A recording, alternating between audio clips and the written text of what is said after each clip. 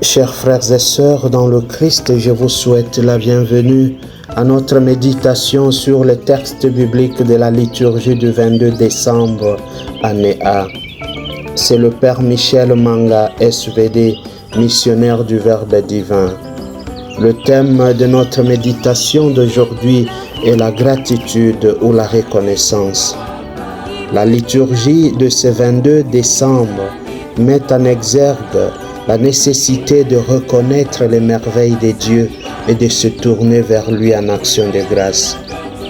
Dans la première lecture, tirée du livre de 1 Samuel chapitre 1, versets 24 à 28, Anna, après avoir obtenu de Dieu l'enfant qu'elle avait ardemment demandé dans la prière, retourne au temple pour le consacrer au Seigneur.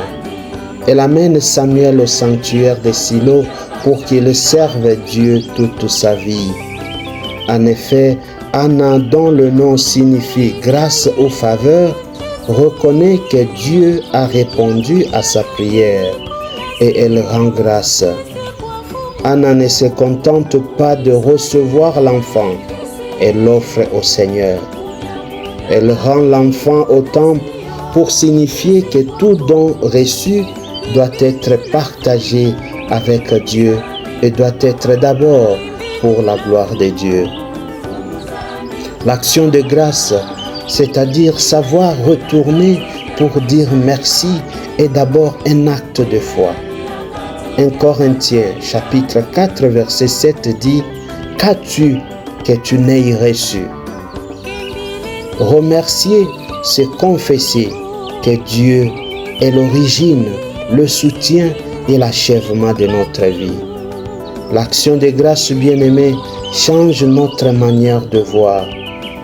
Elle nous libère de la plainte permanente qui nous caractérise très souvent et ouvre nos yeux sur les signes discrets de la bonté de Dieu.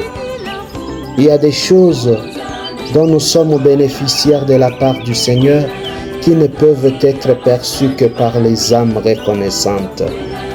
Même au cœur de l'épreuve, remercier ne nie pas la souffrance, mais révèle que nous pouvons la traverser avec espérance.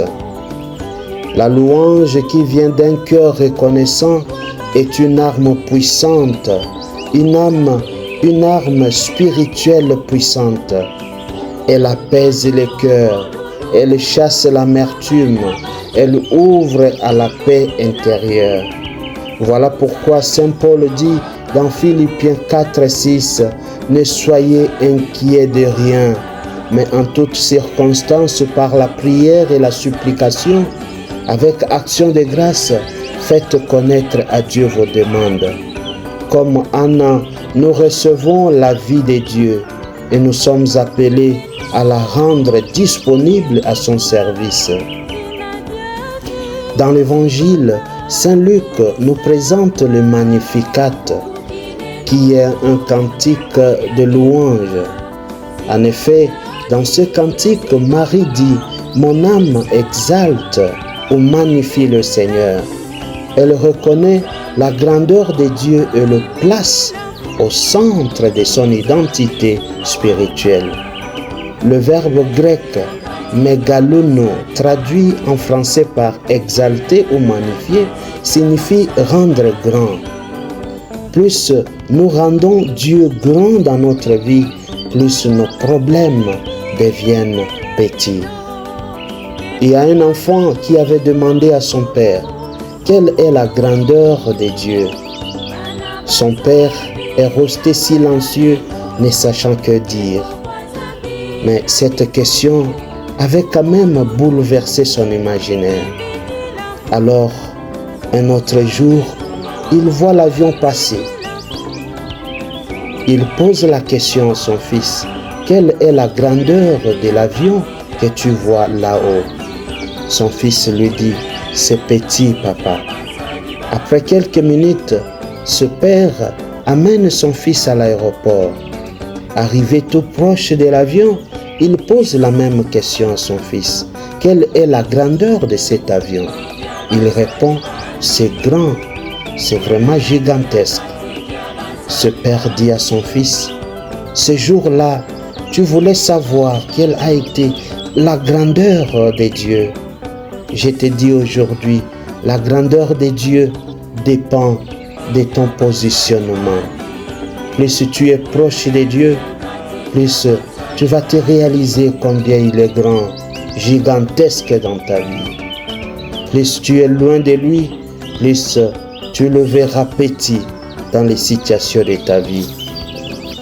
Bien-aimés, l'action de grâce nous rapproche de Dieu et elle est la clé à de nouvelles opportunités. Nous attendons Jésus qui va naître dans nos cœurs, sachant qu'il est le don de Dieu pour nous. Pendant ce temps, laissons-nous caractériser par un esprit de gratitude, de reconnaissance, pas seulement envers Dieu, mais aussi envers les uns les autres. Savoir reconnaître les biens que les autres font dans notre vie et les accepter dans toute humilité est un signe de foi d'une âme bienheureuse. Car Dieu utilise aussi les humains, nos frères et sœurs, pour nous faire parvenir ses grâces. Rester ingrat envers nos frères et sœurs est une preuve que nous nous éloignons de plus en plus de Dieu et il finira par se faire voir petit dans notre vie. Prions. Dieu notre Père, en ces temps de l'Avent, apprends-nous à reconnaître tes dons, à te rendre grâce avec un cœur disponible. À l'instar de Marie, que nous proclamions ta bonté et que nos vies soient des instruments de ton renversement de justice et de paix. Guéris notre monde en désarroi. Amen. Que devant la lumière du Verbe et l'Esprit de grâce, se dissipent les ténèbres du péché et la nuit de l'incroyance, et que le cœur de Jésus vive dans le cœur de tous les hommes. Amen. Que Dieu Tout-Puissant vous protège et vous bénisse au nom du Père et du Fils et du Saint-Esprit. Amen. C'était le Père Michel Manga, missionnaire du Verbe divin.